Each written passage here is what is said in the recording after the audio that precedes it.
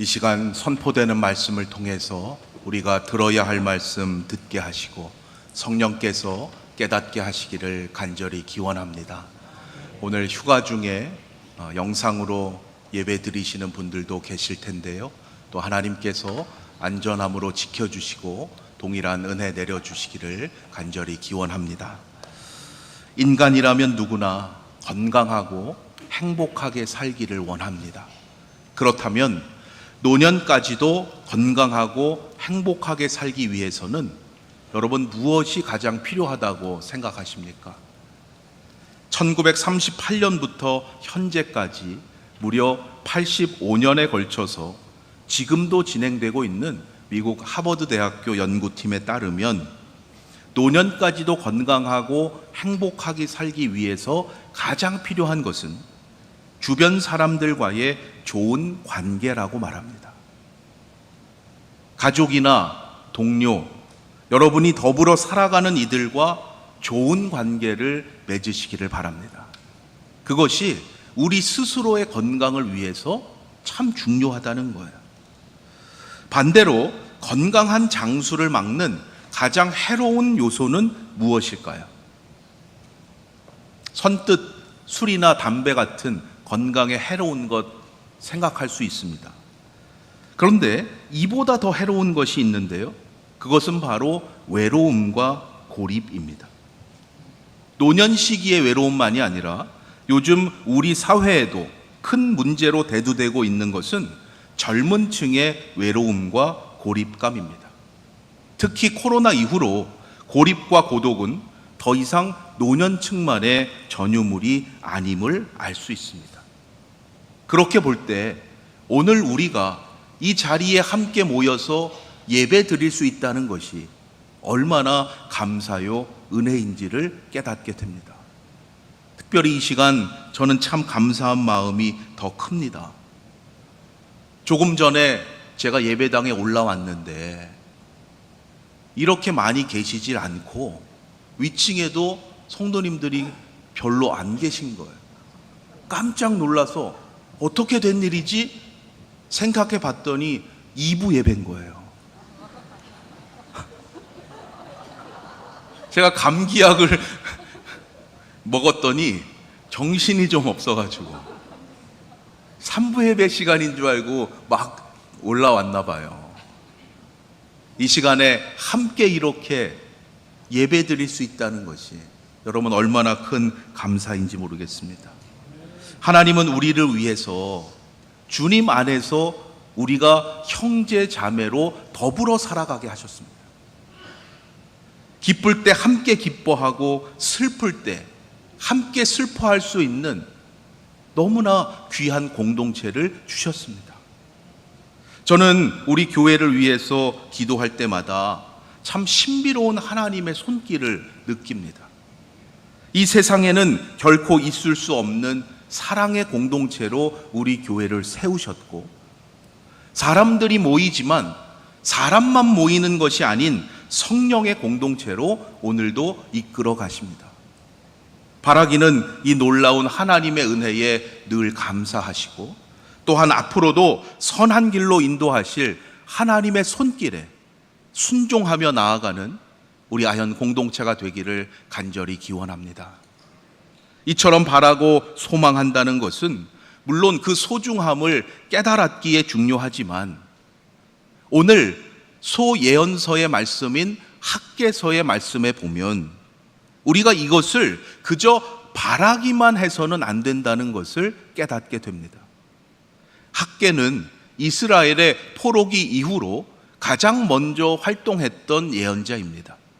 기원전 538년에 바사왕 고레스가 앞서 바벨론에 의해서 끌려왔던 이들이 이제는 각기 그들의 땅으로 돌아갈 수 있도록 하는 칙령을 발표합니다. 그 칙령에 따라서 그동안 바벨론 땅에 살아가던 유다인들도 총 4번에 걸쳐서 예루살렘으로 돌아갈 수 있게 됩니다. 도표에 보시는 바와 같이 첫 번째 귀향은 고레스의 칙령이 발표된 지 2년 후에 유다 행정구역의 총독이었던 세스바살이 이끌었습니다. 가장 먼저 귀향했던 이들은 당연히 무너져 있는 성전을 다시 재건하고자 했습니다. 그러나 오랜 포로의 삶에서 급히 돌아왔기 때문에 힘써 성전 재건을 위해서 노력했지만 그 기초만 완성했을 뿐 더 이상 성전 재건의 사명을 감당할 수가 없었습니다. 그들이 할 수 있었던 최선은 거기까지였습니다. 두 번째 귀향을 이끌었던 지도자는 스룹바벨과 예수아였습니다. 두 사람이에요. 이 사람이 당시 어떠한 지위에 있었는가? 이것이 오늘의 성경인 학개서를 시작하는 첫 구절에 자세히 소개되어 있습니다.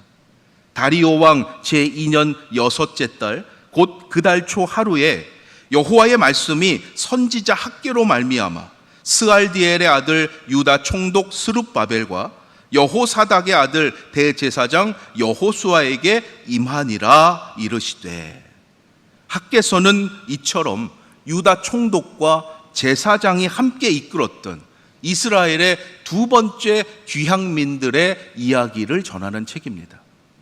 그들 역시 무너진 성전을 재건하고자 하는 간절한 소망을 가지고 돌아왔습니다.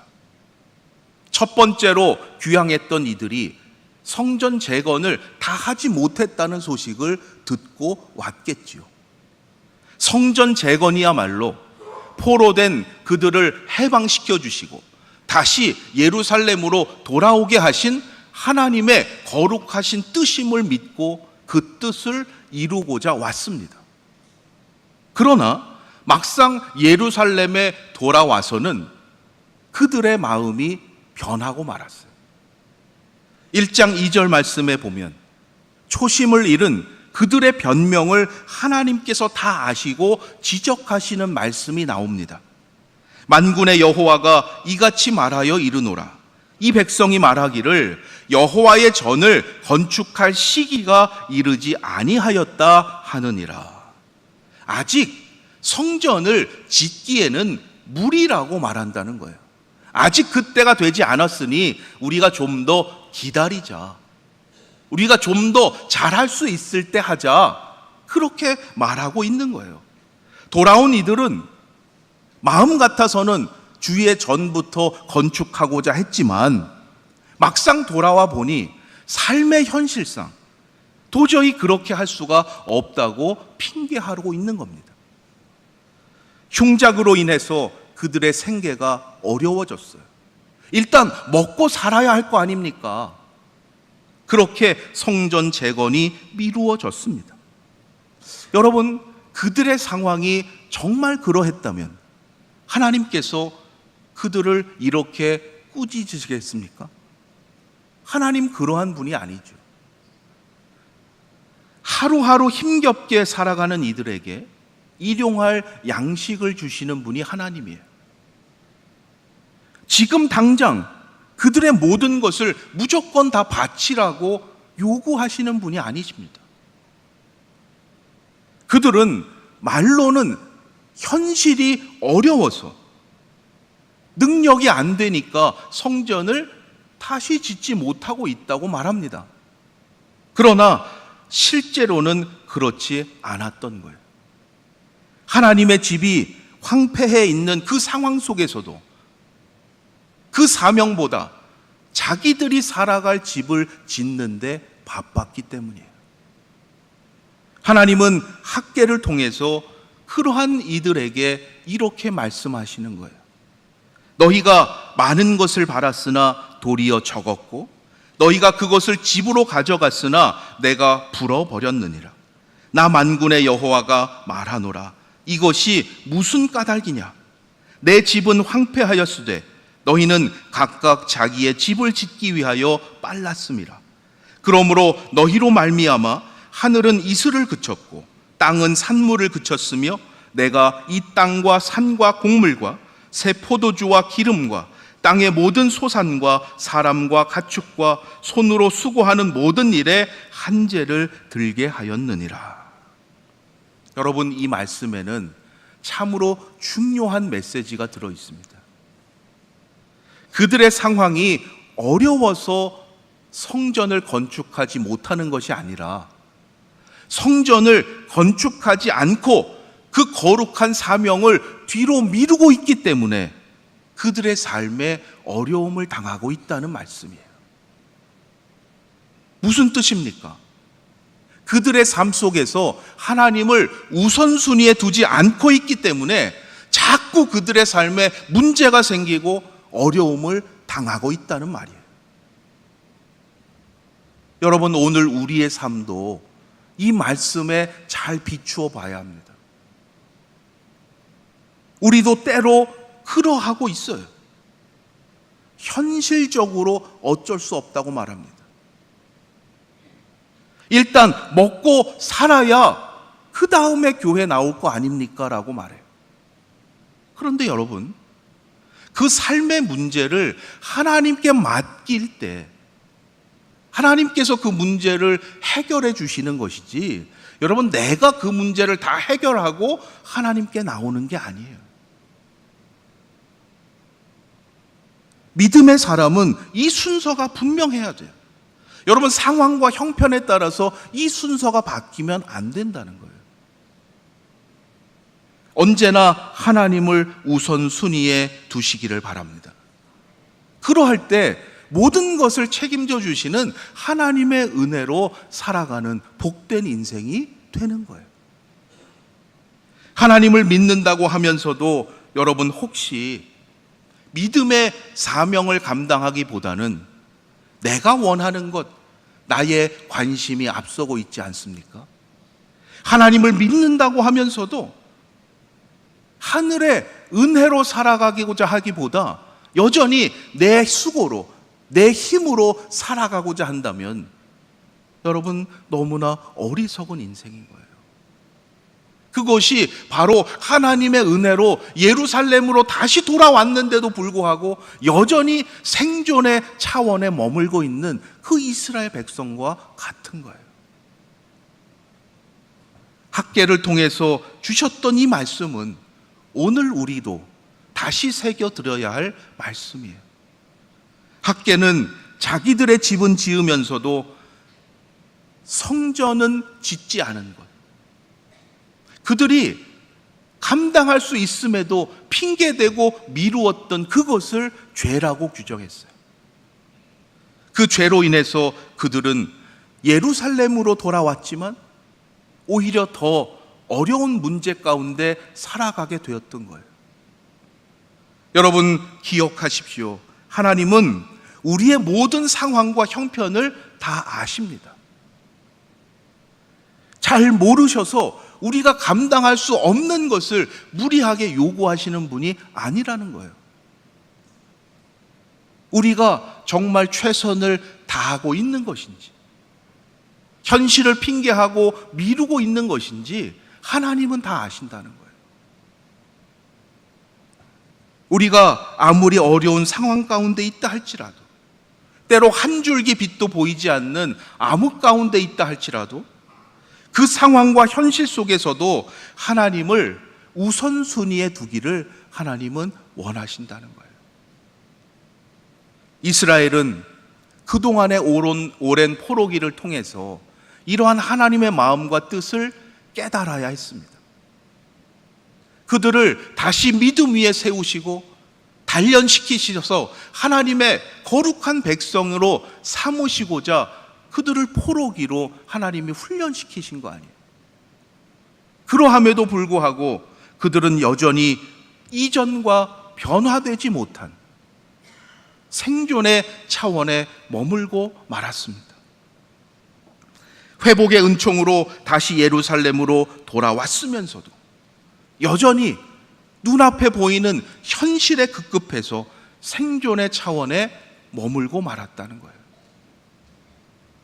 성경을 읽다 보면 참 마음이 답답할 때가 있습니다. 어떻게 이렇게 깨닫지 못하고 조금 더 변하지 않을까? 하나님께서 계속해서 말씀하시는데, 계속해서 깨닫게 하시는데도 하나님의 말씀과 뜻을 계속해서 외면하는 이스라엘의 역사를 볼 때 그러합니다. 여러분, 그런데 그 역사를 왜 우리에게 알게 하시겠습니까? 그 말씀을 통해서 우리로 하여금 깨달을 수 있게 하시는 거죠. 이번에 살펴보고 있는 소예언서의 배경이 시작되는 주전 8세기부터만 보더라도 하나님은 아모스와 호세아 선지자를 먼저 북이스라엘로 보내셔서 경고하셨어요. 그렇게 계속 가면 안 된다. 그런데 듣지 않았잖아요. 주전 7세기에는 나훔과 스바냐를 홀로 남게 된 남유다도 보내셨어요. 너희도 그렇게 가면 안 된다. 그러나 그들도 역시 듣지 않았습니다. 바벨론 포로기에도 그러나 하나님은 그들을 결코 포기하지 않으셨어요. 에스겔을 통해서 장차 성전의 영광이 회복되는 놀라운 환상을 보여주셨고, 다니엘을 통해서 어디에서든지 하나님을 경외하는 거룩한 삶을 살아야 함을 깨닫게 하셨습니다. 포로기 이후에 이제 예루살렘으로 돌아오게 된 이스라엘의 후손이라면 여러분 무엇을 해야 되겠습니까? 그 모든 과정의 마지막을 이제 눈앞에 두고 있는 거예요. 하나님의 그 원대하신 구원과 회복의 역사를 완성하게 되는 이 마지막을 앞두고 있는 거예요. 그것이 무엇이겠어요? 외형적으로는 무너졌던 성전을 재건하고 허물어진 성벽을 다시 쌓는 것입니다. 그러나 눈에 보이는 건물의 재건이 전부가 아니죠. 무너졌던 그들의 여호와 신앙을 온전히 세우는 것이었어요. 어떻게 회복할 수 있습니까? 소예언서의 말씀을 통해서 계속해서 깨닫는 대로 생존의 차원에 머물러 있어서는 안 된다는 거예요. 생존의 차원을 넘어서는 순종으로만 감당할 수 있다는 거예요. 코로나 이후로 다음 세대들을 위해서 우리가 더욱 기도하고 있는데요. 여러분, 우리 교회가 10년 후, 20년 후 하나님께 더욱 귀한 쓰임받는 공동체가 되려면 여러분, 이 사명을 어떻게 감당해 갈 수 있겠습니까? 저는 생존에 머물러 있는 성도의 믿음으로는 불가능하다고 생각해요. 내 삶의 모든 문제를 정말 하나님께 맡기는 그러한 믿음을 보여주어야 됩니다. 하나님께서 하나님을 찾는 자를 책임져 주신다는 것을 믿음의 선배들이 보여줄 때 여러분, 그 다음 믿음의 세대가 전적으로 하나님께 나올 수 있는 거예요. 이제 다시 돌아와서 새롭게 펼쳐지게 될 이스라엘 포로기 이후에 이 역사적인 사명을 그들이 어떻게 감당할 수 있느냐, 학계서는 바로 그것을 교훈하고 있는 거예요. 하나님을 우선으로 하는 예배 중심의 순종의 삶으로만 가능하다는 거예요. 학계의 외침이 선포됩니다. 성전을 건축하라. 너희들 어렵다고 하면서도 너희들 집 짓는 데는 그렇게 빠른데 어떻게 그러할 수 있느냐? 너희들 산으로 가서 산에 있는 나무를 가지고라도 성전을 건축하라고 외쳐요. 그 외침을 들은 백성들의 반응이 어떠한가? 학계가 성전을 건축하라고 외쳤을 때 놀랍게도 백성과 지도자들이 학계의 그 외침을 듣고 그 말씀에 순종하기 시작합니다. 그들의 하나님 여호와의 목소리와 선지자 학계의 말을 들었으니 이는 그들의 하나님 여호와께서 그를 보내셨습니다. 백성이 다 여호와를 경외하며 그때에 여호와의 사자 학계가 여호와의 위임을 받아 백성에게 말하여 이르되 여호와가 말하노니 내가 너희와 함께하노라 하니라. 무슨 말씀을 들은 거예요? 내가 너희와 함께하리라. 놀라운 일이 벌어졌어요. 유다 백성들이 이처럼 말씀에 순종한 적이 한 번도 없어요. 그토록 많은 예언자들의 외침을 흘려들었던 백성이었는데 학계 시대의 이 백성들은 놀랍게도 이 외침을 들었고 여호와를 진정 경외하기로 다시금 결단했습니다. 앞서 1차로 귀환했던 이들이 성전 재건 사역을 중단한 지 16년 만에, 그래서 무너진 성전의 재건이 그렇게 다시 시작되었고 결국 그 사명을 완성하게 돼요. 2차 귀환의 지도자 스룹바벨과 예수아가 이 어려운 사명을 감당할 수 있었던 것은 그들의 지도력만이 아니었습니다. 그들을 위해서 학계를 통해 선포하게 하신 하나님의 이 말씀이 있었음을 우리는 잊지 말아야 합니다. 내가 너희와 함께 하노라. 너와 함께 할 것이라는 이 말씀, 여러분 성경 속에서 많이 등장하죠. 하나님께서 필요한 일꾼을 불러 사용하실 때 전형적으로 등장하는 그러한 말씀이에요. 모세를 출애굽의 지도자로 부르실 때도 이렇게 약속하셨고, 기드온이 미디안 족속과의 전쟁을 앞두고 두려움 가운데 있을 때도 이렇게 약속하셨습니다. 스스로를 아이라고 하면서 자신은 말할 줄 모른다고 하던 선지자 예레미야에게도 하나님은 동일하게 말씀하셨어요. 내가 너와 함께 할 것이라. 그 하나님께서 이제 포로기 이후에 하나님의 백성을 이끌어야 할 새로운 지도자에게도 같은 말씀을 하고 계시는 거예요. 내가 너와 함께 할 것이라. 학개서에서의 이 말씀은 특히 옛적에 가나안 땅을 눈앞에 두고 있던 여호수아와 백성들을 떠올리게 합니다. 왜냐하면 참 특이하게도 학개서에서만은 여호사닥의 아들 대제사장, 원래 예수아로 알려진 이 사람의 이름을 여호수아라고 표기하고 있습니다. 여호수아 아시죠? 광야 세대를 이끌고 가나안으로 들어갔던 지도자였어요. 그런데 이제 바벨론 포로에서 돌아온 백성을 이끌고 가야 할 지도자도 여호수아라고 말하는 거예요. 사실 이 두 사람은 시대적으로 보나 무엇으로 보나 아무런 연관이 없는 사람입니다.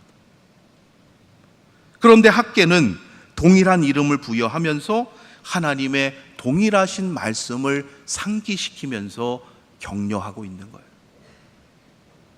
모세가 다하지 못한 사명을 짊어지고 가나안 땅에서 거룩한 전쟁을 준비해야 했을 여호수아, 얼마나 두렵고 염려가 되었겠습니까?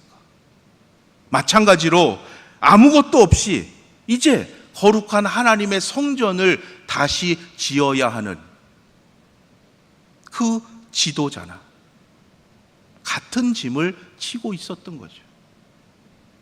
여러분, 오늘 우리도 마찬가지잖아요. 하나님께서 오늘 우리에게 새로운 사명을 주신다는데 우리가 어떻게 그것을 감당할 수 있습니까? 우리의 상황, 우리의 현실, 우리의 모습을 보면 두렵고 염려되는 거예요. 그러나 하나님은 오늘도 말씀하세요. 내가 너희와 함께 할 것이라. 귀향민들이 아무리 힘과 정성을 모은다 할지라도 여러분 한번 생각해 보세요. 포로로 어렵게 살고 있던 사람들이 돌아와서 힘을 모은다고 한들 여러분 얼마나 대단한 거를 많이 할 수 있었겠습니까? 앞서 다윗이 오랜 기간 동안 정성스럽게 준비해서 그 아들 솔로몬이 그 계획에 따라서 철저하게 지었던 화려하고 웅장했던 그 성전에 비한다면 이제 그들이 지을 수 있는 성전은 너무나 초라하고 볼품없을 것이 뻔한 거예요. 그렇게 비교하다 보니까 도저히 이대로는 지을 수가 없다고 말한 거예요. 야, 우리 좀 더 힘을 모아서 좀 더 나중에 잘하고 멋진 거 지을 수 있을 때 그때 하자. 일단 먹고 사는 것부터 좀 하고. 여러분, 그게 우리의 생각인 거예요.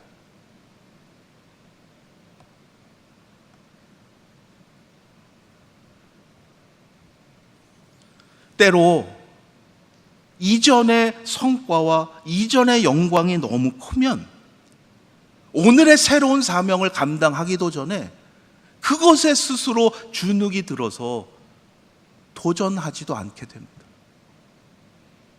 여러분, 과거와 비교하지 마십시오. 과거에 내 신앙이 이랬는데 지금 겨우 요거 하라는 거예요? 여러분, 그거는 교만한 거예요.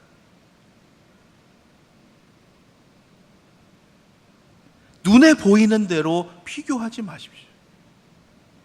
정말 중요한 것은 그들이 건축하고자 하는 성전의 크기나 화려함이 아니었어요. 하나님은 정말 그들의 전에 임재하시는 하나님이심을 보여주시고자 했던 거예요. 학개 2장 4절에서 이렇게 말씀하십니다. 그러나 여호와가 이르노라 스룹바벨아 스스로 굳세게 할지어다. 여호사닥의 아들 대제사장 여호수아야 스스로 굳세게 할지어다. 여호와의 말이니라 이 땅 모든 백성아 스스로 굳세게 하여 일할지어다. 내가 너희와 함께하노라 만군의 여호와의 말이니라. 아멘. 스스로 굳세게 할지어다. 여러분, 이 말은 우리의 힘으로 우리가 한번 열심히 해봐라 그 말씀이 아니에요. 조금 전에 말씀드린 대로 지나간 과거와 비교하지 말고 다른 사람과 비교하지 말고 오늘 나와 함께 하시는 하나님이심을 믿고 나에게 주시는 오늘의 그 사명을 감당하라는 말씀이에요. 스스로 굳세게 할지어다. 3번이 반복되죠. 동일한 단어나 표현이 이처럼 3번 반복되는 것은 특별한 것을 강조하기 위한 표현이라고 말씀드렸어요. 하나님은 3번에 걸쳐서 말씀하셨습니다.